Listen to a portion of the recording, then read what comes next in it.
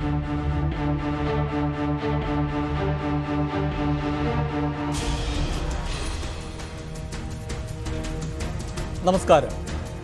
വയനാട് കാരണം തല പുറത്ത് കാണിക്കാൻ കഴിയാത്ത അവസ്ഥയിലായി KPCC.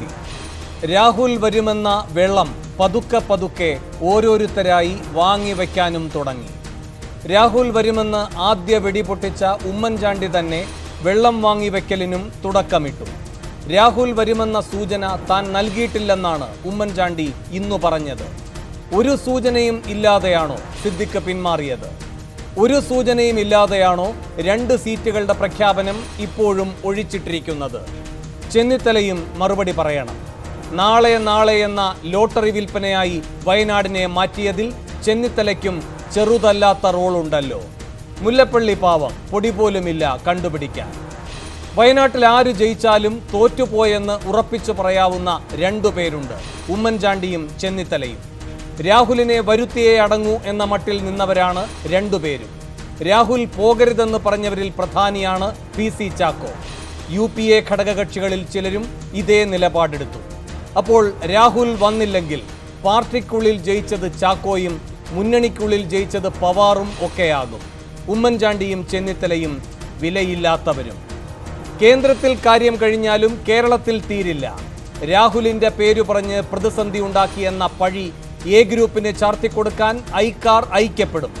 പാർട്ടിക്കകത്ത് ഗ്രൂപ്പ് പുറപ്പാടാകും, കാര്യങ്ങൾ കുളമാകും. ലീഗിനും വയനാടിന്റെ ഗതിയിൽ ആശങ്കയുണ്ട്. പാർട്ടിക്കകത്തെ മുറുമുറുപ്പ് മുന്നണിക്കകത്തെ മുറുമുറുപ്പായും വളർന്നു കഴിഞ്ഞു. ചുരുക്കത്തിൽ വയനാടൻ വീരഗാഥ UDFനെ വഴിയാധാരമാക്കുമോ എന്നാണ് സൂപ്പർ പ്രൈം ടൈം ഇന്ന് ചർച്ച ചെയ്യുന്നത്.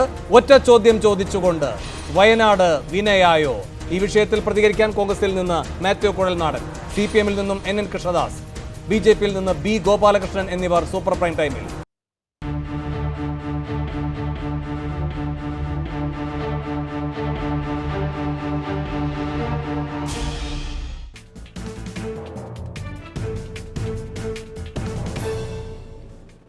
വയനാടിന് വില കൊടുക്കേണ്ടി വരുമോ എന്നാണ് സൂപ്പർ പ്രൈം ടൈം ആദ്യം ചർച്ച ചെയ്യുന്നത്. ശ്രീ മാത്യു കുഴൽനാടൻ, ഇന്നും തീരുമാനമായിട്ടില്ല. സ്ഥാനാർത്ഥികളുടെ നാമനിർദ്ദേശ പത്രികാ സമർപ്പണം തുടങ്ങി. അപ്പോൾ തെരഞ്ഞെടുപ്പ് പ്രക്രിയ അതിൻ്റെ സ്വാഭാവികതയിലേക്ക് വരുമ്പോൾ എന്തെങ്കിലും ഒന്നിപ്പോൾ കേരളത്തിൽ അസ്വാഭാവികമായി കാണുന്നുണ്ട് എങ്കിൽ അത് വയനാടിൻ്റെ സ്ഥാനാർത്ഥി പ്രഖ്യാപനമാണ്. അത് തെരഞ്ഞെടുപ്പിൽ കാര്യങ്ങൾ സുഗമമായി മുന്നോട്ട് പോകുമ്പോൾ ആർക്കും ഭൂഷണമായ ഒരവസ്ഥയല്ല. എന്തുകൊണ്ടാണ് ഈ സാഹചര്യത്തിൻ്റെ ഗൗരവത്തെ ദേശീയ നേതൃത്വം ഉൾക്കൊള്ളാത്തത്? ഏതെങ്കിലും ഒരു ചെറു ഘടകത്തിന് പരസ്പരം എന്തെങ്കിലും പോരടിക്കുന്നതിൻ്റെ ഭാഗമായി എന്തെങ്കിലും ഒരു കുഴപ്പമുണ്ടാക്കുന്നുവെങ്കിൽ അത് മനസ്സിലാക്കാം. ഒരു പാർട്ടിയുടെ ദേശീയ നേതൃത്വം, അതിൻ്റെ ദേശീയ അധ്യക്ഷൻ നിർണായകമായ ഒരു തെരഞ്ഞെടുപ്പ് അഭിമുഖീകരിക്കുന്ന ഘട്ടത്തിൽ ഒരു തീരുമാനമെടുക്കുന്നതിൽ ശങ്കിച്ച് നിൽക്കുന്നത് എന്താണ് അതുണ്ടാക്കാൻ പോകുന്ന പ്രത്യാഘാതം?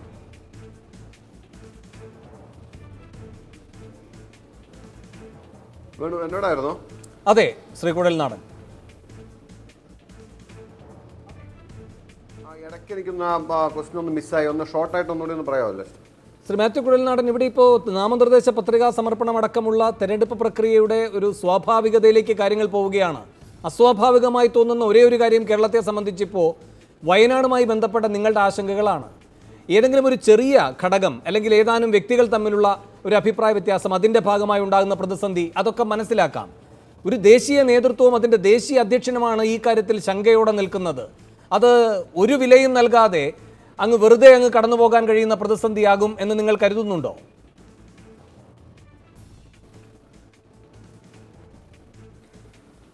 അല്ല, ഇത് വേണു, നമ്മളിപ്പോൾ ഇന്നിപ്പോൾ ഇവിടെ ആശങ്കപ്പെടുന്ന പോലുള്ള ഒരു പ്രതിസന്ധി ഒന്നും ഉണ്ടായിട്ടുണ്ടോ എന്ന അഭിപ്രായം എനിക്കില്ല. സ്വാഭാവികമായിട്ടും സ്ഥാനാർത്ഥി നിർണയം വൈകുന്നതിൽ ഇപ്പോൾ ആശങ്കയുള്ളവരുണ്ട്, അല്ലെങ്കിൽ അത് എത്രയും വേഗം ആവുന്ന നല്ലതാണ് എന്ന അഭിപ്രായം പൊതുവെ ഉണ്ട്. കേരളത്തിലെ 2 സീറ്റുകളാണ് ഔദ്യോഗികമായി പ്രഖ്യാപിക്കാനുള്ളത്. അത് വടകരയും വയനാടുമാണ്. വടകരയിൽ കെ മുരളീധരൻ ആയിരിക്കും സ്ഥാനാർത്ഥി എന്ന കാര്യത്തിൽ തീരുമാനമായി, അത് അപ്രൂവൽ ആയി, അത് സ്വാഭാവികമായിട്ടും അത് കമ്മ്യൂണിക്കേറ്റ് ചെയ്തിട്ടുണ്ട്. എന്നാൽ അതിൻ്റെ ഒഫീഷ്യൽ ഡിക്ലറേഷൻ CEC അപ്രൂവ് ചെയ്ത ഒഫീഷ്യൽ ഡിക്ലറേഷൻ വന്നിട്ടില്ല. പിന്നെ രണ്ടാമത്തേത് വയനാടാണ്. വയനാട്ടിനെ സംബന്ധിച്ച് കേരള ഘടകം ഒരു പ്രപ്പോസല് ദേശീയ നേതൃത്വത്തോട് പറഞ്ഞിരുന്നു. അതായത് രാഹുൽ ഗാന്ധി കേരളത്തിലേക്ക് വരുന്നതിനോട് കേരളത്തിലെ കോൺഗ്രസ് ഘടകത്തിന് താല്പര്യമുണ്ട് എന്നും അത് പരിഗണിക്കണമെന്നും അഭ്യർത്ഥിച്ചിരുന്നു. അത് പോസിറ്റീവായി പരിഗണിക്കാൻ ശ്രമിക്കുകയാണ് എന്ന ഒരു ഇനീഷ്യൽ റെസ്പോൺസ് കേന്ദ്ര നേതൃത്വത്തിൽ നിന്ന് വന്നതായിട്ടാണ് ഞാൻ മനസ്സിലാക്കുന്നത്. അതിൻ്റെ ഒരു അന്തിമമായ തീരുമാനം എടുക്കേണ്ടത് രാഹുൽ ഗാന്ധിയാണ്. അദ്ദേഹം ദേശീയ തലത്തിൽ വലിയ ഏറ്റവും പ്രധാനപ്പെട്ട കാര്യങ്ങൾ തീരുമാനിക്കുന്ന ഒരു സമയമാണ്, സ്വാഭാവികമായിട്ട് നമുക്കറിയാം. അപ്പോൾ ഇതിപ്പോൾ അങ്ങനെ ഒരു ക്രൈസിസായി അല്ലെങ്കിൽ ഒരു പ്രതിസന്ധിയായി കോൺഗ്രസോ ദേശീയ നേതൃത്വമോ ഈവൻ കേരളത്തിലെ നേതൃത്വമോ കാണുന്നില്ല എന്നാണ് ഞാൻ മനസ്സിലാക്കുന്നത്. ശരി, ഞാൻ അങ്ങയിലേക്ക് വരാം. ശ്രീ NN കൃഷ്ണദാസ്, ഇവിടെ ഇപ്പോൾ കുഴൽനാടൻ വിശദീകരിക്കുന്നതിൽ നിന്നൊരു കാര്യം വ്യക്തമാകുന്നത്, വയനാടും വടകരയും നിങ്ങളൊക്കെ കരുതുന്നത് പോലെ ഒരു ഗൗരവമുള്ള വിഷയമായി ദേശീയ നേതൃത്വം കാണുന്നില്ല. ഈ കേരളത്തിലെ 2 സീറ്റ് കൂടി പ്രഖ്യാപിച്ചാൽ മാത്രമേ എല്ലാം ശരിയാവുകയുള്ളൂ, അല്ലെങ്കിൽ കേരളം ഒരു അനിശ്ചിതത്വത്തിൽ നിൽക്കുന്ന ഒന്നായി കോൺഗ്രസിന് അഭിമുഖീകരിക്കേണ്ടി വരും എന്നൊന്നും ദേശീയ നേതൃത്വം കാണുന്നില്ല എന്നാണ് അതിൽ നിന്ന് മനസ്സിലാക്കേണ്ടത്. ഇപ്പോൾ ഇന്ന് തന്നെ അവർ ഗൗരവത്തോടെയുള്ള ചർച്ചകളിൽ തന്നെയായിരുന്നു വ്യാപൃതരായിരുന്നത്. രാജസ്ഥാൻ, ഒഡീഷ, ബീഹാർ വളരെ പ്രധാനപ്പെട്ട സംസ്ഥാനങ്ങളാണ് കേരളത്തെക്കാൾ കോൺഗ്രസിനെ സംബന്ധിച്ച്. അപ്പോൾ അവിടുത്തെ സ്ഥാനാർത്ഥി നിർണയവുമായി ബന്ധപ്പെട്ട ചർച്ചകളിലായിരുന്നു അവർ. അപ്പോൾ ഇവരാരും ഏതെങ്കിലും തരത്തിൽ അവധിയെടുത്തോ ഏതെങ്കിലും മനോരാജ്യങ്ങളിൽ മുഴുകിയോ സമയം കളയുകയല്ല. ഗൗരവം, പ്രാധാന്യം ഇതെല്ലാം ഉൾക്കൊണ്ട് പടിപടിയായി കാര്യങ്ങൾ നിർവഹിക്കുന്നു. നിങ്ങളാണ് ഇതിൻ്റെ മേലിൽ സമ്മർദ്ദം ചെലുത്തുന്നതെന്നാണ് ഇപ്പോൾ പുറത്തു വരുന്ന വിവരങ്ങൾ. NCP വഴി, അതുപോലെ തന്നെ JDS വഴി, ലോക് താന്ത്രിക് ജനതാദൾ വഴിയൊക്കെ ഈ രാഹുലിന് ചുറ്റും കൂടി മത്സരിക്കരുതേ കേരളത്തിൽ എന്ന് സമ്മർദ്ദം ചെലുത്തുന്നത് നിങ്ങളാണെന്നാണ് പറയുന്നത്. അത് ഒരു അരമന രഹസ്യമല്ല. ഇന്നിപ്പോൾ പ്രകടന പത്രിക പുറത്തിറക്കിയതിന് ശേഷം മാധ്യമങ്ങളുടെ ചോദ്യങ്ങൾ അഭിമുഖീകരിക്കുന്ന ഘട്ടത്തിൽ യെച്ചൂരി തന്നെ പറഞ്ഞൊരു വാചകത്തിൻ്റെ അന്തരാർത്ഥം എന്താണ്? ഞങ്ങൾ പറയുന്നു മുഖ്യശത്രു BJP ആണെന്ന്. കോൺഗ്രസ് അത് പറയട്ടെ. സമ്മർദ്ദമാണ് സർ നിങ്ങളുടെ ഭാഗത്ത് നിന്ന്. ഇതിനപ്പുറം ഒരു തെളിവ് വേണോ? അത് കോൺഗ്രസിൻ്റെ ഒരു ബാധ്യതയായി നിങ്ങൾ ചിത്രീകരിക്കാൻ ശ്രമിക്കുന്നു എന്നാണോ മനസ്സിലാക്കേണ്ടത്?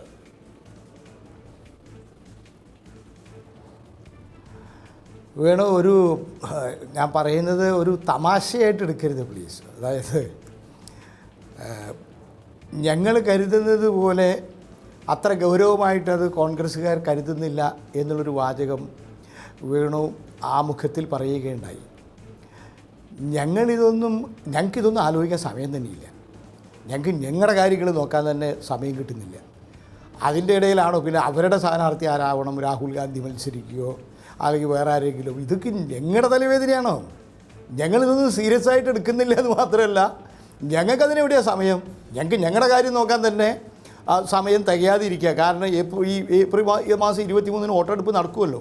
അതിൻ്റെ ഇടയിൽ ഞങ്ങൾക്ക് ചെയ്തു തീർക്കാനുള്ള കാര്യങ്ങൾ ചെയ്യുന്നതിൽ വ്യാപൃതരായിരിക്കുകയാണ് ഞങ്ങൾ. അതിലാണ് ഞങ്ങളുടെ മുഴുവൻ ശ്രദ്ധ. ആര് മത്സരിക്കുന്നു അതൊക്കെ കോൺഗ്രസിൻ്റെ ചില പ്രശ്നങ്ങൾ എന്നുള്ളതല്ലാതെ ആരിതൊക്കെ ഗൗരവത്തിലെടുക്കുന്നു? വേണു പറയുന്നത് പോലെ ഞങ്ങളതൊന്നും സീരിയസ് ആയിട്ട് എടുക്കുന്നില്ല. പിന്നെ സീതാറാം യെച്ചൂരി പറഞ്ഞ ഒരു ചോദ്യം, അത് ഞങ്ങൾ തുടക്കം മുതലേ ചോദിക്കുന്നതാണ്, ഇപ്പം ചോദിക്കുന്നതല്ല. 5 കൊല്ലക്കാലത്തെ നരേന്ദ്രമോദിയുടെ ഭരണം നമ്മുടെ രാജ്യത്തിൻ്റെ വിവിധ മേഖലകളിൽ, ഭരണഘടനാ സ്ഥാപനങ്ങളിൽ ഒക്കെ ഉണ്ടാക്കിയിട്ടുള്ള ആഘാതങ്ങൾ, നമ്മുടെ സെക്യുലർ ബേസിന്, നമ്മുടെ മതനിരപേക്ഷമായിട്ടുള്ള മൂല്യങ്ങൾക്ക് ഏൽപ്പിച്ചിട്ടുള്ള ആഘാതങ്ങൾ ഓരോന്നോരോന്നുണ്ട്. അതൊന്നും ഈ ചുരുങ്ങിയ സമയം കൊണ്ട് ദീർഘമായിട്ട് ഞാൻ പറയുന്നത് ശരിയല്ല. അപ്പോൾ അങ്ങനത്തെ ഒരു സംഭവങ്ങൾ ഉണ്ടായപ്പോൾ ഞങ്ങളൊരു ചെറിയ പാർട്ടി അഖിലേന്ത്യാ അടിസ്ഥാനത്തിൽ ഞങ്ങളെ കൊണ്ടാവുന്ന വിധത്തിൽ അതിനെതിരെ ഓരോ സമയത്തും ഞങ്ങൾ പ്രതികരിച്ചിട്ടുണ്ട്. ഞാൻ ചോദിക്കുന്നത്, വേണു ഈ കാലങ്ങളിലൊക്കെ മാധ്യമരംഗത്ത് നിറഞ്ഞു നിന്ന് പ്രവർത്തിക്കുന്ന ഒരു പ്രവർത്തകനാണല്ലോ മാധ്യമരംഗത്തുള്ളത്. കോൺഗ്രസ് പാർട്ടി ഈ കഴിഞ്ഞ 5 കൊല്ലക്കാലം നരേന്ദ്രമോദിയുടെ ഭരണത്തിൽ ഈ വിധത്തിൽ നടത്തിയിട്ടുള്ള അതിക്രമങ്ങൾക്കെതിരെ നടത്തിയ സമരങ്ങൾ ഏതൊക്കെയാണ് എന്നൊന്ന് ഓർത്തെടുക്കൂ. അവിടെ ഈ പശുവിൻ്റെ പേരിൽ ആളുകളെ തല്ലിക്കൊന്നപ്പോൾ, ദളിതരെ ഉപദ്രവിച്ചപ്പോൾ അവിടെ ഒന്നും കോൺഗ്രസ് ഒന്നും ചെയ്തിട്ടില്ല. ഇങ്ങനത്തെ ഘട്ടത്തിലാണ് ഞങ്ങൾ ചോദിക്കാൻ ഇടവന്നത്, സീതാറാം യെച്ചൂരി ചോദിക്കാൻ ഇടവന്നത്, who is your pinpointed enemy? ആരാണ് സൂചി മുന പോലെ സൂക്ഷ്മമായിട്ടുള്ള കോൺഗ്രസിൻ്റെ ശത്രു? ഈ തെരഞ്ഞെടുപ്പിൽ ആരെയാണ് കോൺഗ്രസ് തോൽപ്പിക്കാൻ അവരുടെ എല്ലാ ശക്തിയും സമാഹരിക്കുന്നത്? സൂക്ഷ്മമായിട്ടുള്ള അവരുടെ ശത്രു ആര്? അത് അവരുടെ പ്രവൃത്തികളിൽ നിന്ന് പലതും ചെയ്യുമ്പോൾ അവരുടെ പ്രവൃത്തികളിൽ നിന്ന് ആരാണ് അവരുടെ ശത്രു, എന്താണ് അവരുടെ ലക്ഷ്യം, ഇതിൽ സംശയം ജനിപ്പിക്കുന്ന വിധത്തിലുള്ള പല പ്രവർത്തനങ്ങളും അവരുടെ ഭാഗത്ത് നിന്ന് ഉണ്ടായിക്കൊണ്ടിരിക്കുകയാണ്. ഇവിടെ അങ്ങനെ ഉണ്ടായിക്കൊണ്ടിരിക്കുമ്പോൾ ഞങ്ങൾ അവരിൽ നടത്തുന്ന സമ്മർദ്ദം, ഈ സമീപനത്തിലെ ഒരു പ്രശ്നം സാർ, ഇവിടെ ഇപ്പോൾ നിങ്ങൾ ദേശീയ തലത്തിൽ BJP അധികാരത്തിൽ നിന്ന് പുറത്താകണമെന്ന് ആഗ്രഹിക്കുന്നു, അത് തന്നെ കോൺഗ്രസും ആഗ്രഹിക്കുന്നു, അതുകൊണ്ട് രാഹുൽ ഗാന്ധി എന്തിനിവിടെ വന്ന് മത്സരിക്കുന്നു, ഇതാണ് നിങ്ങളുടെ ചോദ്യത്തിലെ യുക്തി. അങ്ങനെയെങ്കിൽ നിങ്ങൾ പരസ്പരം ഇവിടെ എന്തിനു പോരടിക്കുന്നു എന്നതാണ് ഒരു വോട്ടറുടെ രാഹുൽ ഗാന്ധി എവിടെ വേണമെങ്കിൽ മത്സരിച്ചോട്ടെ. അല്ല സാർ, ഇപ്പോൾ നിങ്ങളുടെ PB അംഗവും ഇവിടുത്തെ മുഖ്യമന്ത്രിയും ഒക്കെ ആയ ഒരു വ്യക്തിയാണല്ലോ വളരെ പ്രധാനപ്പെട്ട ആദ്യത്തെ ഒരു പ്രതികരണം നടത്തിയത്. അതേ തുടർന്നുള്ള എല്ലാ പ്രതികരണങ്ങളും അതിൻ്റെ സത്തയെ ഉൾക്കൊണ്ടുള്ളതായിരുന്നുവല്ലോ. അപ്പോൾ അത് ഗൗരവത്തോടെ നമ്മുടെ മുന്നിലുണ്ട്. അത് എന്ത് സന്ദേശം നൽകുന്നു എന്നതാണ്, അതാണ് ഇന്ന് യെച്ചൂരിയും ചോദിക്കുന്നത്. സാർ, ഈ ചോദ്യം എന്നത് സാർ, ഇവിടെ നിങ്ങൾ പരസ്പരം ഏറ്റുമുട്ടുന്നു. നിങ്ങൾ പരസ്പരം ഏറ്റുമുട്ടുന്നത് എന്തിനാണ്? ഇതെന്തായാലും നിയമസഭാ തെരഞ്ഞെടുപ്പല്ല. ഇപ്പോൾ ഉദാഹരണത്തിന് കർണാടക എടുക്കാം. അവിടെ അവർ പരസ്പരം ഭരണത്തിൽ തന്നെ സഹകരിക്കുകയാണ്. മറ്റു ചില സ്ഥലങ്ങളിൽ ഭരണത്തിലില്ലെങ്കിൽ ഒരുമിച്ച് ഭരിക്കാനുള്ള തയ്യാറെടുപ്പോടുകൂടി എവിടെ സംസ്ഥാന തലത്തിൽ തന്നെ ആ സ്റ്റേറ്റസിൽ നിന്നുകൊണ്ട് ഐക്യപ്പെടുകയാണ്. അതൊന്നുമല്ല കേരളത്തിൽ കാണുന്ന ചിത്രം. കേരളത്തിൽ നിങ്ങൾ പറയുകയാണ് BJP ആണ് ഒന്നാമത്തെ ശത്രു, കോൺഗ്രസും അത് തന്നെ പറയണമെന്ന് നിങ്ങൾ ശഠിക്കുന്നു. അതിനുശേഷം നിങ്ങൾ കേരളത്തിൽ അങ്ങോട്ടും ഇങ്ങോട്ടും ഏറ്റുമുട്ടുകയാണ്. ഈ കേരളത്തിൽ ഏറ്റുമുട്ടുമ്പോൾ ആരാണ് സാർ നിങ്ങളുടെ പ്രധാനപ്പെട്ട ശത്രു? അത് പറയാനുള്ള ബാധ്യത നിങ്ങൾക്കുണ്ടല്ലോ. അതാരാണ്? അപ്പോൾ കേരളത്തിൽ BJP ഇല്ല എന്നതുകൊണ്ട് നിങ്ങൾ അങ്ങോട്ടും ഇങ്ങോട്ടും ഏറ്റുമുട്ടും. ഞങ്ങൾക്ക് കേരളത്തിന് പുറത്ത് BJP ഉള്ള എല്ലായിടങ്ങളിലും നിങ്ങൾ പൊതുശത്രുവിനെതിരെ ഒന്നിക്കണമെന്ന് പറയുന്നത് വിചിത്രമായൊരു ഭാവനയാണ്.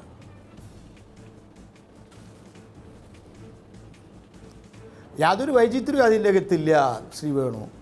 അതായത് ഇന്ത്യയിൽ പെട്ടതാണല്ലോ കേരളം. ഞങ്ങൾക്ക് അഖിലേന്ത്യാ അടിസ്ഥാനത്തിൽ ഒറ്റ നയേ ഉള്ളൂ.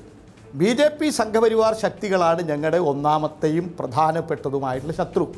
അവരെ അധികാരത്തിൽ പുറത്താക്കുക, അവരെ തോൽപ്പിക്കുക, ഇതാണ് ഞങ്ങളുടെ ലക്ഷ്യം. ആ ലക്ഷ്യത്തിന് വേണ്ടി പ്രവർത്തിക്കുമ്പോൾ ഇവിടെ കോൺഗ്രസ് അവരെ സഹായിക്കുന്ന നിലപാടാണ് എടുക്കുന്നത് കേരളത്തിൽ. അതുകൊണ്ടാണ് ഞങ്ങൾക്ക് അവരുമായിട്ട് ഏറ്റുമുട്ടേണ്ടി വരുന്നത്. ഇവിടെയുള്ള പല പ്രധാന കാര്യങ്ങളിലും കേരളത്തിൽ ഇത്തരം നയങ്ങൾക്കെതിരായ അഖിലേന്ത്യാ അടിസ്ഥാനത്തിൽ ഞങ്ങൾ എടുക്കുന്ന നിലപാടുകളുടെ അതിശക്തമായിട്ടുള്ള നിലപാടെടുത്ത് കേരളം ഒരു കേരളം എന്നുള്ള വാക്ക് കേവലമായിട്ടുള്ള ഒരു ദേശനാമം മാത്രമല്ല. വേണു, ഒരു സെക്കൻഡ് ഞാനൊന്ന് പറയുന്നത് ശ്രദ്ധിക്കൂ. നിങ്ങൾ തന്നെ ഇങ്ങനെ പ്രസംഗിച്ചുകൊണ്ടിരിക്കുകയാണെങ്കിൽ പിന്നെ ഞങ്ങളെയൊക്കെ എന്തിനു വിളിക്കണം? ഞാൻ പറയണമെന്ന് ശ്രദ്ധിക്കൂ പ്ലീസ്. നിങ്ങളൊരു ആങ്കറായിരിക്കൂ. എന്നിട്ട് ഞാൻ പറയുന്നതിന് നിങ്ങൾക്ക് വിയോജിപ്പോ ഞാൻ അതിൽ കിടക്കുന്നുണ്ടെങ്കിൽ എന്നെ നിയന്ത്രിക്കുകയോ ചെയ്യൂ. നിങ്ങൾ എന്നെ സംസാരിക്കാനേ നിങ്ങൾ സമ്മതിക്കില്ലെങ്കിൽ പിന്നെ നിങ്ങൾ എന്തിനാ എന്നെ വിളിച്ചു? എന്റെ ചോദ്യം ഇതാണ്, അതുകൊണ്ട് നിങ്ങൾ ദേശീയ തലത്തിലുള്ള ഒരു കാഴ്ചപ്പാട് പറയുന്നു. നിങ്ങളിങ്ങനെ ചോദ്യം ചോദിക്കുക, എനിക്ക് മറുപടി പറയാൻ പറ്റാതെ. നിങ്ങളിപ്പോ ദേശീയ തലത്തിലുള്ള ലൈനാണെന്ന് പറയുന്നു. ഇതിനകത്ത് 3 കാര്യങ്ങളാണ് ഈ ദേശീയ ലൈനുമായി ബന്ധപ്പെട്ട് നിങ്ങൾ പറഞ്ഞിട്ടുള്ളത്. ഒന്ന്, BJP സർക്കാരിനെ പുറത്താക്കുക. ശരി, അത് കോൺഗ്രസും അംഗീകരിക്കും. 2, ഒരു ദേശീയ ജനാധിപത്യ മതേതര സർക്കാരിനെ കൊണ്ടുവരിക. അതും സമ്മതിക്കാം, അതും കോൺഗ്രസ് യോജിക്കും. നിങ്ങളുടെ ഒരു 3ാമത്തെ കാര്യമുണ്ട്. നിങ്ങൾ ഈ അവതരിപ്പിച്ചിരിക്കുന്ന കാര്യത്തിൽ 2ാമത് വരുന്നത് ഇടതു പാർട്ടികളുടെ ശക്തി വർദ്ധിപ്പിക്കുക. അതെങ്ങനെയാണ് സാർ കോൺഗ്രസ് സഹായകമായ നിലപാടെടുക്കേണ്ടത്? അങ്ങനെയെങ്കിൽ മതേതര ജനാധിപത്യ പാർട്ടികളെ എല്ലാം ശക്തിപ്പെടുത്തുക എന്ന് പറയണമായിരുന്നു. അവിടെ നിങ്ങൾ വളരെ കൗശലത്തോടുകൂടി ഇടത് പാർട്ടികളുടെ ശക്തി ബലപ്പെടുത്തേണ്ടതുണ്ട് എന്ന് പറയുന്നു. അങ്ങനെ ഒരു ദേശീയ ലൈൻ എടുത്തിരിക്കുന്ന നിങ്ങൾ കോൺഗ്രസ് നിങ്ങളെ സഹായിക്കണം എന്ന സമീപനം കൈക്കൊള്ളുന്നത് പരസ്പര വിരുദ്ധമാണ്.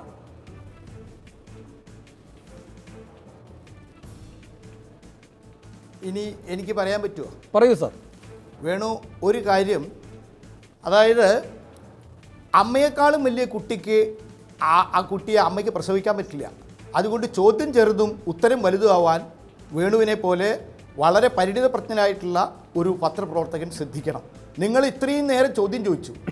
ആ ചോദ്യത്തിന് എനിക്ക് ഒരു മറുപടി പറയാനുള്ള അവകാശം നിങ്ങൾ തരണ്ടേ? അതല്ലേ മര്യാദ? അപ്പോൾ നിങ്ങൾ ചോദിച്ച 3 ചോദ്യത്തിനും ഞാൻ മറുപടി പറയാൻ പോവുകയാണ്. അതുകൊണ്ട് നിങ്ങളത് പേഷ്യൻ്റായിട്ട് എടുക്കുക. 2 കാര്യത്തിൽ നിങ്ങൾക്കും തർക്കമില്ല. കോൺഗ്രസിന് തർക്കമില്ല എന്നുള്ളത് കോൺഗ്രസിന് വേണ്ടി വാദിച്ചുകൊണ്ടിരിക്കുന്ന നിങ്ങളിപ്പോൾ പറയുകയുണ്ടായി. അവർ BJP അധികാരത്തിൽ പുറത്താക്കുക, കോൺഗ്രസിന് തർക്കമില്ല എന്നുള്ളത് നിങ്ങൾ പറഞ്ഞു. മതനിരപേക്ഷ ഗവൺമെൻറ് ഉണ്ടാക്കുക കാര്യത്തിൽ കോൺഗ്രസിന് തർക്കമില്ല എന്നുള്ളത് കോൺഗ്രസിന് വേണ്ടി നിങ്ങൾ പറഞ്ഞു. 3ാമത്തെ കാര്യം കോൺഗ്രസിന് തർക്കമുള്ളത് നിങ്ങൾ സ്വയം വളരുന്നു, അതവരെ അസ്വസ്ഥപ്പെടുത്തുന്നു എന്നുള്ളതാണ്. അതെല്ലാവരും ചെയ്യുന്ന കാര്യമില്ലേ? ഞങ്ങൾ എന്തുകൊണ്ടാണ് ഇടതുപക്ഷത്തിൻ്റെ ശക്തി വർദ്ധിപ്പിക്കണമെന്ന് പറയുന്നത്? ഇടതുപക്ഷത്തിൻ്റെ ശക്തി ഇന്ത്യയുടെ നയരൂപീകരണ മേഖലകളിൽ ശക്തമായിട്ട് ഉണ്ടായിരുന്ന കാലത്ത് തന്നെയാണ് ഈ നാട്ടിലെ അധസ്ഥിത വർഗത്തിൻ്റെ ജീവിതം സർക്കാരിൻ്റെ അജണ്ടയിൽ ഉൾപ്പെട്ടത്. ഉദാഹരണങ്ങൾ പറയാൻ നിങ്ങൾ എനിക്ക് സമയം തരികയാണെങ്കിൽ ഞാൻ ഉദാഹരിക്കാം. നിരവധി കാര്യങ്ങൾ 2004 മുതൽ 2009 വരെയുള്ള ഗവൺമെൻറ്, അതിനു മുമ്പുള്ള കാലങ്ങളിൽ എല്ലാം ഇടതുപക്ഷത്തിൻ്റെ ശക്തമായിട്ടുള്ള സാന്നിധ്യം ഉണ്ടായിരുന്ന കാലത്താണ് ഈ നാട്ടിലെ അധസ്ഥിത ജനവിഭാഗങ്ങളുടെ താല്പര്യം പരിഗണിക്കപ്പെട്ടത്. ഇതൊരു വാസ്തവമാണ്.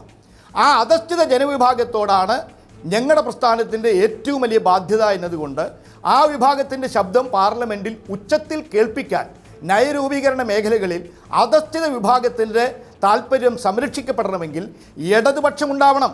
ഇടതുപക്ഷത്തിന് മാത്രമേ സാധിക്കൂ. ഞാൻ നിങ്ങളോട് കണക്കുകളുടെ പിൻബലത്തിൽ, തെളിവുകളുടെ സാന്നിധ്യത്തിൽ ഒരു കാര്യം എൻ്റെ വാദം സമർത്ഥിക്കാൻ വേണ്ടി പറയുന്നു. നമ്മുടെ രാജ്യത്തിലെ ആകെ ജനസംഖ്യയുടെ 70% വരുന്ന ജനങ്ങൾ പാവപ്പെട്ട മനുഷ്യരാണ്. ഇപ്പോഴും ഡിജിറ്റൽ ഇന്ത്യ, ഷൈനിങ് ഇന്ത്യ ഇങ്ങനെയൊക്കെ പറയുമെങ്കിലും ഇന്ത്യയുടെ ജനസംഖ്യയിലെ മഹാഭൂരിപക്ഷം പാവപ്പെട്ടവരാണ്. തീർച്ചയായിട്ടും ഇതിൻ്റെ ക്രോസ് സെക്ഷൻ ആവണം ഇന്ത്യയുടെ സുപ്രീം ജനപ്രതിനിധി സഭയായിട്ടുള്ള പാർലമെൻറ്റിൽ ഉണ്ടാവേണ്ടത്. പക്ഷേ ഇന്ത്യയുടെ പാർലമെൻറ്റിലെ 93% MP-മാർ കോടീശ്വരന്മാരാണ്. അപ്പോൾ ഇന്ത്യൻ ജനതയുടെ ശരിയായിട്ടുള്ള വികാരവും ശരിയായിട്ടുള്ള ക്രോസ് സെക്ഷനും അവിടെ പ്രതിഫലിക്കപ്പെടുന്നില്ല. അത് പ്രതിഫലിപ്പിക്കാൻ സാധിക്കുന്നത് ഇന്ത്യയിലെ ഇടതുപക്ഷമാണ് എന്ന് സത്യമായിട്ടുള്ള കാര്യം, പരമസത്യമായിട്ടുള്ള കാര്യം. അതിനുവേണ്ടിയാണ് ഇടതുപക്ഷത്തിന്റെ അംഗബലം വർദ്ധിപ്പിക്കണം. ശരി, ഞാൻ ഇടപെടുകയാണ് സാർ. ശ്രീ ഗോപാലകൃഷ്ണൻ, ഞാൻ ഒറ്റ പോയിന്റ് കൂടി പറഞ്ഞു നിർത്താം. വേണം ഒരു സെക്കൻഡ്, ഒറ്റ വാചകം കൂടി എനിക്ക് പറയണം. പറഞ്ഞോളൂ. ഒറ്റ വാചകം, ഒരു വാചകം കൂടി പറഞ്ഞിട്ട് ഞാൻ നിർത്താം. ഒറ്റ വാചകം കൂടി, ഒരു വാചകം കൂടി. രണ്ടാമത്തെ കാര്യം, മതനിരപേക്ഷ ഗവൺമെന്റിനെ പുറത്താക്കണമെങ്കിൽ ഇടതുപക്ഷത്തിൻ്റെ MP-മാർക്ക് ശക്തി ഉണ്ടാവണം എന്നുള്ളതും പ്രധാനമാണ്. ഇവിടുന്ന് ജയിച്ചു പോകുമ്പോൾ ഫിനിഷ്ഡ് പ്രോഡക്റ്റിന് വാങ്ങാൻ വേണ്ടിയിട്ട് വലിയ പണപ്പെട്ടിയുമായിട്ട് ചില ജൂബക്കാർ കാത്തിരിക്കുന്നുണ്ട്. ആ ഫിനിഷ്ഡ് പ്രോഡക്റ്റ് ഞാൻ പറയുന്നത് എലക്റ്റഡ് MP-മാർ. ആ എലക്റ്റഡ് MP-മാരെ വാങ്ങിക്കാതിരിക്കാൻ ഇന്ത്യയിൽ ഒരു കോർപ്പറേറ്റ് മുതലാളിക്കും ഒരു കുത്തക മുതലാളിക്കും വില പറയാൻ പറ്റാത്തത് ഇന്ത്യയിലെ ചെങ്കൊടി പിടിക്കുന്ന MP-മാരെ മാത്രമാണ് എന്ന അഭിമാനത്തോടു കൂടി പറയാം. അതുകൊണ്ട് വിലക്കെടുത്ത് മതനിരപേക്ഷ ഗവൺമെന്റിനെ അട്ടിമറിക്കാനുള്ള ഇന്ത്യയിലെ തീവ്ര വലതുപക്ഷ ശക്തികളുടെ പരിശ്രമത്തെ തടയാൻ ഇടതുപക്ഷ MP-മാർക്കേ സാധിക്കൂ. അതുകൊണ്ട് കൂടിയാണ് ഇടതുപക്ഷ MP-മാർ എണ്ണം വർദ്ധിപ്പിക്കണം എന്ന് ഞങ്ങൾ ആണയിട്ട് പറഞ്ഞുകൊണ്ടിരിക്കുന്നത്. ശരി, ശ്രീ ബി ഗോപാലകൃഷ്ണൻ, ഞാൻ പറയാം. ശ്രീ ബി ഗോപാലകൃഷ്ണൻ, ഇവിടെ ഇപ്പോൾ രാഹുൽ ഗാന്ധി വരാനുള്ള സാധ്യത പരിമിതപ്പെടുന്നു. രാഷ്ട്രീയ സമ്മർദ്ദമാണ് അദ്ദേഹത്തെ അതിൽ നിന്ന് പിന്മാറ്റാൻ പ്രേരിപ്പിക്കുന്നത് എന്നാണ് പുറത്തു വരുന്ന വിവരങ്ങൾ. ആ രാഷ്ട്രീയ സമ്മർദ്ദം നിങ്ങൾക്കൊക്കെ അറിയുന്നത് പോലെ എവിടെ നിന്നാണ് വരുന്നത്, ഏതൊക്കെ കേന്ദ്രങ്ങളിൽ നിന്നാണ് വരുന്നത് എന്നതും കൂടുതൽ വ്യക്തമായിക്കൊണ്ടിരിക്കുന്നു. ഈ CPM നേരത്തെ തൊട്ടേ പറഞ്ഞുകൊണ്ടിരിക്കുന്ന ഒരു കാര്യമുണ്ട്. ഈ 2004 കഥ പറയുമ്പോൾ അവരെപ്പോഴും പറയും, ഞങ്ങൾ ചൂരലുമായി നിന്ന് നിയന്ത്രിച്ചതുകൊണ്ടാണ് വളരെ ജനോപകാരപ്രദമായ നടപടികളുമായി മുന്നോട്ട് പോകാൻ 1-ാം UPA നിർബന്ധിതമായത് എന്ന്. ഇപ്പോൾ ഒരു ചൂരൽ നേരത്തെ എടുത്തിരിക്കുകയാണ്. ആരാണോ ആ കോൺഗ്രസിന് നേതൃത്വം കൊടുത്ത് ഇനി അധികാരത്തിൽ വരുമ്പോൾ പ്രധാന പദവിയിലേക്ക് അയാൾ എവിടെ മത്സരിക്കേണ്ട എന്നതടക്കമുള്ള കാര്യങ്ങൾ തീരുമാനിക്കാനുള്ള ചൂരലുമായിട്ടാണ് ശ്രീ കൃഷ്ണദാസിൻ്റെ പാർട്ടി ഇരിക്കുന്നത്. അപ്പോൾ ഇത് കൂടുതൽ വ്യക്തമാവുമ്പോൾ ആരെയാണിത് പ്രതിരോധത്തിലാക്കുന്നത്? ഇപ്പോൾ നിങ്ങൾ ഈ തെളിഞ്ഞ ചിത്രത്തിൽ അപാരമായ വിജയസാധ്യതയുള്ള ഒരു വിഭാഗമല്ല. ഇവർക്കിടയിൽ തന്നെ ഇതിൻ്റെ ജയാപജയങ്ങൾ വേർതിരിക്കപ്പെടുകയാണ് എങ്കിൽ അതിൽ ഗുണമുണ്ടാകാൻ പോകുന്നതാർക്ക് ഈ വിവാദം കൊണ്ട്, ദോഷമുണ്ടാകാൻ പോകുന്നതാർക്ക് ഈ വിവാദം കൊണ്ട്? വേണുവിൻ്റെ ചോദ്യം വളരെ സ്പഷ്ടമാണ്. അതുകൊണ്ട് അതിൻ്റെ കൃത്യമായിട്ടുള്ള ഉത്തരം പറയാൻ ഞാൻ ആഗ്രഹിക്കുന്നു. പക്ഷെ അതിനു മുമ്പ് എൻ്റെ സുഹൃത്ത് ശ്രീ കൃഷ്ണദാസ് ഒന്നുകിൽ നല്ല തമാശ പറയുന്ന ആളാണ്, വളരെ ഹാസ്യരൂപേണ കാര്യങ്ങൾ അവതരിപ്പിക്കാൻ ആഗ്രഹിക്കുന്ന ആളാണ്, അതല്ലെങ്കിൽ അദ്ദേഹം ഒരു ഇവാസീവ് അപ്രോച്ച് എടുത്തുകൊണ്ട് മുഖം വികൃതമായ CPM-നെ രക്ഷിക്കാൻ വേണ്ടി ഒരു ബേസുമില്ലാത്ത കാര്യങ്ങൾ സൂചിപ്പിക്കുകയാണ്. എന്തായാലും വേണു ചോദിച്ച ആദ്യത്തെ ചോദ്യം എന്ന് പറയുന്നത് ഇതുകൊണ്ട് ഗുണമാർക്കാണ് ദോഷമാർക്കാണ്? ഈ ചോദ്യമാണല്ലോ വേണു മുന്നോട്ട് വെച്ചത്. യാതൊരു സംശയവുമില്ല, ഈ രാഹുൽ ഗാന്ധിയുടെ വരവും രാഹുൽ ഗാന്ധി വരാതിരുന്നാലും ഇപ്പോൾ ഉണ്ടായിട്ടുള്ള അനിശ്ചിതത്വവും ഗുണമുണ്ടാക്കാൻ പോകുന്നത് ഭാരതീയ ജനതാ പാർട്ടിക്കാണ്. എന്താണ് അതിന് കാരണം?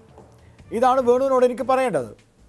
ഒന്നാമത്തെ കാര്യം, ഭാരതീയ ജനതാ പാർട്ടിയുടെ നേതൃത്വത്തിൽ ഇവിടെ 20 ലോക്സഭാ മണ്ഡലങ്ങളിലും ശക്തമായ പ്രവർത്തനം ഞങ്ങൾ ആരംഭിച്ചു. മോദി എന്ന് പറയുന്ന ഇന്ത്യൻ രാഷ്ട്രീയത്തിലെ വ്യക്തിത്വം അതിശക്തമായ നിലയിൽ നിലനിൽക്കുന്നു.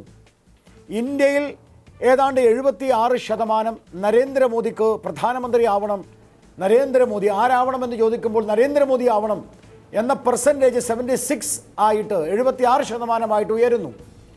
ഇന്ത്യ മുഴുവനും ഭാരതീയ ജനതാ പാർട്ടിക്ക് അനുകൂലമായ അന്തരീക്ഷമുണ്ടാകുന്നു.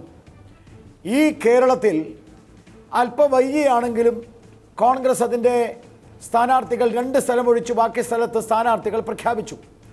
ഈ സമയത്താണ് ദേശീയ പാർട്ടി എന്ന നിലയിലുള്ള അംഗീകാരം പോലും നഷ്ടപ്പെട്ടു പോകുന്ന ഒരവസ്ഥ, പ്രത്യേകിച്ച് ശബരിമല അടക്കമുള്ള വിഷയത്തിൽ കേരളത്തിൽ ഉണ്ടാകുമെന്ന് മനസ്സിലാക്കിയപ്പോൾ അവർ കൊണ്ടുവന്ന ഒരു സാധനമാണ് കോലീബി എന്ന് പറയുന്ന ഒരു ആശയ പ്രചരണം.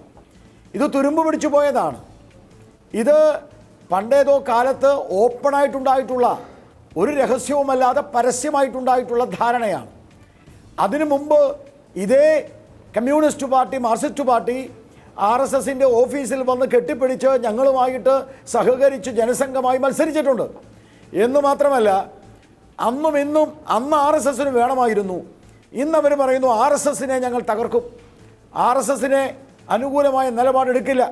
പക്ഷെ അതേ ആളുകൾ തന്നെ RSSൻ്റെ തൊഴിലാളി വിഭാഗമായ BMSഉം സഹകരിക്കുന്നു. മാത്രമല്ല, BMS ഇല്ലാതെ ഇന്നൊരു സമരം നടത്താൻ പറ്റാത്ത അവസ്ഥയിലാണ് ഇന്ന് CITU.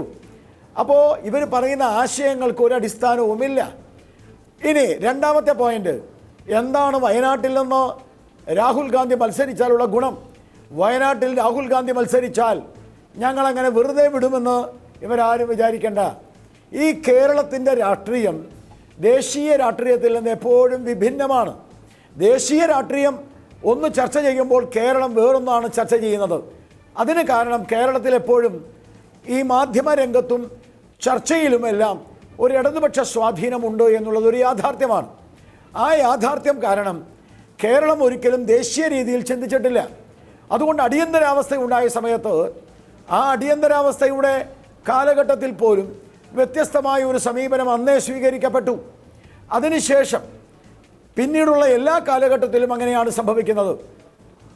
രാഹുൽ ഗാന്ധി വയനാട്ടിൽ വന്നാൽ മോദി സെൻട്രിക് രാഷ്ട്രീയമായി കേരളം മാറും, BJP സെൻട്രിക് രാഷ്ട്രീയമായി കേരളം മാറും, കോലീബി അതില്ലാതാവും. എന്നു മാത്രമല്ല, ഈ CPM പ്രതിരോധത്തിലേക്ക് പോകും, മുഖം വികൃതമാകും. കാരണം എന്താ? ഈ പാലക്കാട് കൃഷ്ണകുമാറിൻ്റെ ആ ജില്ലയുടെ അതിർത്തിക്കപ്പുറം ഈ CPMഉം ADMKയും ഈ കോൺഗ്രസും DMKയും കോൺഗ്രസും ഒന്നാണ്. അവിടേക്ക് പോയാൽ CPIM അത് മാർക്സിസ്റ്റ് അല്ല, മൾട്ടി കളറാണ്. CPM എന്നുള്ളത് കമ്മ്യൂണിസ്റ്റ് പാർട്ടി ഓഫ് മൾട്ടി കളറായി മാറി. അവിടേക്ക് പോയാൽ കൊടി 7 എണ്ണമായി. ഇങ്ങോട്ട് വന്നാൽ അവർ 2 കമ്മ്യൂണിസ്റ്റ് പാർട്ടിയുടെ കൊടിയേ ഉള്ളൂ. അപ്പോൾ മോദി സെൻട്രിക് രാഷ്ട്രീയമായി കേരളം മാറും. അപ്പോൾ കമ്മ്യൂണിസ്റ്റ് പാർട്ടിയുടെ തമിഴ്നാട് ഘടകത്തിൻ്റെ വിഷയം ചോദ്യം ചെയ്യും. അടുത്തത് ഈ വയനാട്ടിൽ കോൺഗ്രസിനെ പരാജയപ്പെടുത്തിയെന്ന് വെക്കുക. വയനാട്ടിൽ കോൺഗ്രസിനെ പരാജയപ്പെടുത്തിയാൽ പിന്നെ എങ്ങനെ ഡൽഹി പോയിട്ട് രാഹുൽ ഗാന്ധിക്ക് വേണ്ടി കൈപൊക്കാൻ കഴിയുക? ഞാൻ ഇടപെടുകയാണ്. കൃഷ്ണദാസിനോട് വളരെ വിനയാന്വിതനായി ശരി, ഞാൻ ഇടപെടുകയാണ്. ഇടപെട്ടോളൂ. ശരി, ശ്രീ മാത്യു കുഴൽനാടൻ, ഇവിടെ ആരാണ് മുഖ്യ ശത്രു എന്ന ചോദ്യം യെച്ചൂരിയും ഇന്ന് ചോദിക്കുകയാണ്. അപ്പം നിങ്ങളൊരു സമ്മർദ്ദത്തിലാവുകയാണ്. അത് എന്ത് രാഷ്ട്രീയ സൂചനയാണ് നൽകുന്നത്? കാരണം ഇവിടെ ഈ രാഹുലിൻ്റെ സ്ഥാനാർത്ഥിത്വം പ്രഖ്യാപിക്കുമ്പോൾ 1ാം ഘട്ടത്തിൽ നിങ്ങൾക്ക് പറയാം അതൊരു വലിയ ആവേശമാകുമെന്ന്. 2ാം ഘട്ടം മുതൽ രാഷ്ട്രീയം പറഞ്ഞു തുടങ്ങണമായിരുന്നു ഇവിടെയുള്ള നേതാക്കന്മാർ. അതിന് അദ്ദേഹത്തിൻ്റെ അന്തിമമായ തീരുമാനം വരുന്നതുവരെ കാത്തു നിൽക്കേണ്ടതില്ല. രാഷ്ട്രീയം പറഞ്ഞു തുടങ്ങണം. ഇവിടെ അദ്ദേഹം വരുമ്പോൾ 20 സീറ്റും ഞങ്ങൾ പിടിക്കുമെന്നൊരു മേനി പറച്ചിലിനപ്പുറത്തേക്കുള്ള രാഷ്ട്രീയം പറയണമായിരുന്നു. ഇവിടെ വലിയ രൂപത്തിലുള്ള മാറ്റം വരാൻ പോവുകയാണ്. ഇവിടെ CPM എടുത്ത പലതരത്തിലുള്ള സാമുദായിക പ്രീണന സമീപനങ്ങളും മാറാൻ പോകുന്നു. അവർ അധികാരം വെച്ചുകൊണ്ട് ചെങ്ങന്നൂരിലടക്കം വിവിധ ഗ്രൂപ്പുകളെ എങ്ങനെയൊക്കെ സ്വാധീനിക്കാൻ കഴിയും, അത് സംസ്ഥാന വ്യാപകമായി എങ്ങനെ നടപ്പാക്കാൻ കഴിയുമെന്നൊരു പരീക്ഷണമാക്കി ഈ തെരഞ്ഞെടുപ്പിനെ മാറ്റുമ്പോൾ അങ്ങനെയല്ല. ന്യൂനപക്ഷം ഇപ്പോഴും കോൺഗ്രസിനെ എത്രമാത്രം വിശ്വസിക്കുന്നു എന്നതിലേക്ക് അതിനെ ഉയർത്താൻ കഴിയുന്നൊരു പ്രതീകമായി രാഹുൽ വരുന്നു. ഹൈന്ദവ വോട്ടുകൾ അത് ഈ BJPയിലേക്ക് പോകുമെന്ന ആശങ്കയാണല്ലോ നിങ്ങൾക്ക് എപ്പോഴും ഉള്ളത്. അതിലെ മതേതര വോട്ടുകളെ സ്വാംശീകരിക്കാൻ കഴിയുന്ന പ്രതീകമായി രാഹുൽ വരുന്നു. അങ്ങനെ കേരളത്തിൻ്റെ തെരഞ്ഞെടുപ്പ് രാഷ്ട്രീയത്തെ ജനാധിപത്യപരമായി പുനർനിർവചിക്കാൻ, മതേതര സ്വഭാവത്തോടെ പുനർനിർവചിക്കാനുള്ള ഒരവസരമായിരുന്നു അത്. ഈ സർക്കാരിൻ്റെ കാര്യം പറയുമ്പോൾ മാത്രം വരേണ്ടതല്ല ആ രണ്ട് പദാവലികൾ, ഈ ജനാധിപത്യവും മതേതരത്വവും. തെരഞ്ഞെടുപ്പ് പ്രക്രിയയിൽ അത് പറയണം. ഇങ്ങനെ ജനാധിപത്യ മതേതരത്വ സ്വഭാവമുള്ള ഒരു വോട്ടറെ ഞങ്ങൾ ആദ്യം സൃഷ്ടിക്കുന്നു, ആ വോട്ടറുടെ പ്രതികരണത്തിലൂടെ ഞങ്ങൾ ശക്തിപ്പെടുന്നു. അങ്ങനെ ശക്തിപ്പെട്ട് അവരുടെ പ്രാതിനിധ്യത്തോടെ അത്തരമൊരു ജനാധിപത്യ മതേതര സർക്കാർ എന്നത് അതിൻ്റെ പൂർണ്ണാർത്ഥത്തിൽ സാക്ഷാത്കരിക്കുന്നു. ഇങ്ങനെയൊന്നും പറയാൻ ഇവിടെ ഒരു നേതാവിനെയും കിട്ടിയില്ല. ഓരോ ദിവസവും വാച്ചിലെ സമയം നോക്കി ഈ CEC കൂടുന്നതും ഈ പറയുന്ന വർക്കിംഗ് കമ്മിറ്റി കൂടുന്നതും അവിടെ മുതിർന്ന നേതാവ് പറയുന്നതും ഇവിടെ മുതിരാത്ത നേതാവ് പറയുന്നതും ഒക്കെയായിട്ടുള്ള ഒരു നിസാരവൽക്കരിക്കപ്പെടുന്ന ഒരു അഭ്യൂഹ പ്രചാരണത്തിൻ്റെ ഓരോ ഘട്ടങ്ങളെ പ്രതിനിധീകരിക്കുന്ന ആളുകളായി നിങ്ങൾ ചുരുങ്ങി ആശയക്കുഴപ്പമുള്ളൊരു പാർട്ടിയായി നിങ്ങൾ പരിമിതപ്പെട്ടു. ഈ സാഹചര്യത്തെ നിങ്ങൾ എങ്ങനെ വിലയിരുത്തും?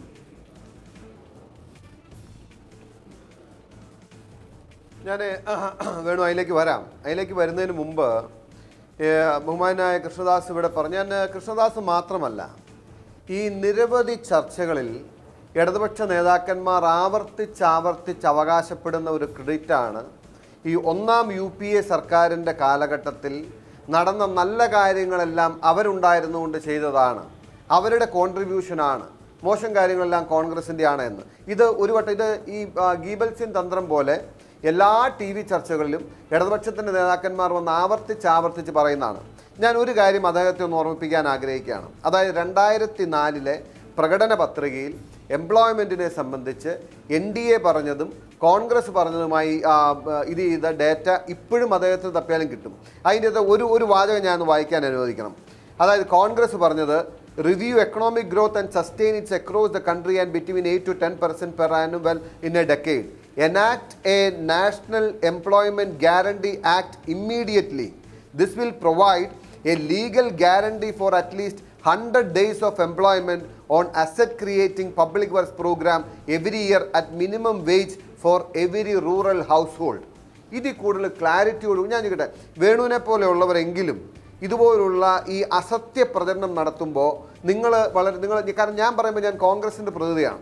നിങ്ങൾ ഇതിൻ്റെ അകത്തൊരു ന്യൂട്രൽ അമ്പയറോ അല്ലെങ്കിൽ ഒരു ആങ്കറോ ആയിട്ട് നിൽക്കുമ്പോൾ ഇതുപോലുള്ള ഈ കള്ള പ്രചരണങ്ങൾക്കും വ്യാജ പ്രചരണങ്ങൾക്കും നിങ്ങൾ അനുവദിച്ചു കൊടുക്കുന്നില്ലെങ്കിൽ, നിങ്ങളത് കട്ട് ഡൗൺ ചെയ്യുന്നില്ലെങ്കിൽ ആളുകൾ ധരിക്കും ഇവർ പറഞ്ഞാൽ ശരിയാണെന്ന്. കാരണം കൃഷ്ണദാസ് മുൻ MP ആയിരുന്ന ആളാണ്, സ്വാഭാവികമായിട്ടും മുതിർന്നൊരു നേതാവാണ്. പക്ഷെ ഇങ്ങനെയൊന്നും കള്ളം പറയുന്നത് ശരിയല്ല.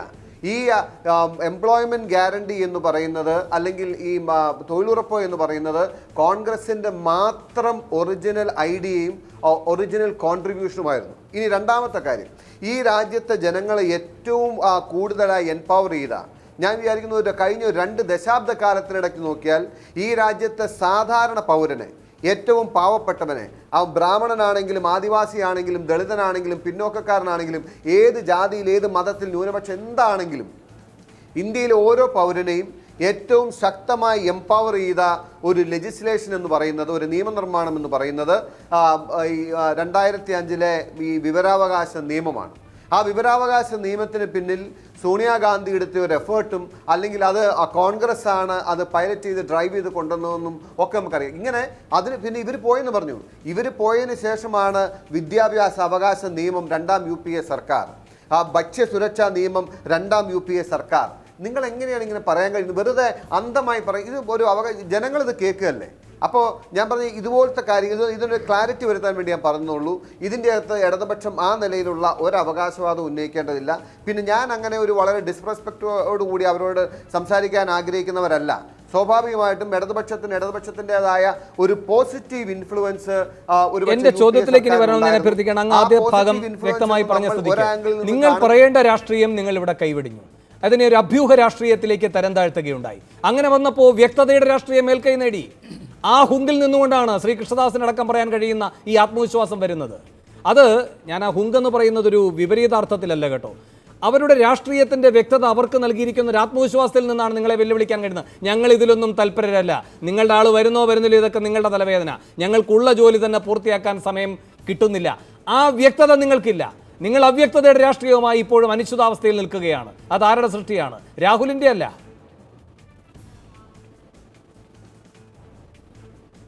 100% രാഹുൽ ഗാന്ധിയുടെ സൃഷ്ടിയല്ല. ഞാൻ പറഞ്ഞല്ലോ, ഞാൻ നേരത്തെ പറഞ്ഞ് വീണ്ടും ആവർത്തിക്കുകയാണ്. കേരള ഘടകത്തിൻ്റെ ഒരു പ്രപ്പോസൽ അവിടെ ദേശീയ നേതൃത്വത്തിന് മുമ്പിൽ വെച്ചു. നമ്മളെല്ലാവരും കേട്ടതാണ്. കോൺഗ്രസിൻ്റെ ഔദ്യോഗിക വക്താവ് രൺദീപ് സിംഗ് സുർജേവാല പത്രക്കാരോട് പറഞ്ഞപ്പോൾ this is under positive consideration എന്ന് പറഞ്ഞു. എന്നാൽ അന്തിമ തീരുമാനം ഉണ്ടാകേണ്ട രാഹുൽ ഗാന്ധിയിൽ നിന്നാണ്.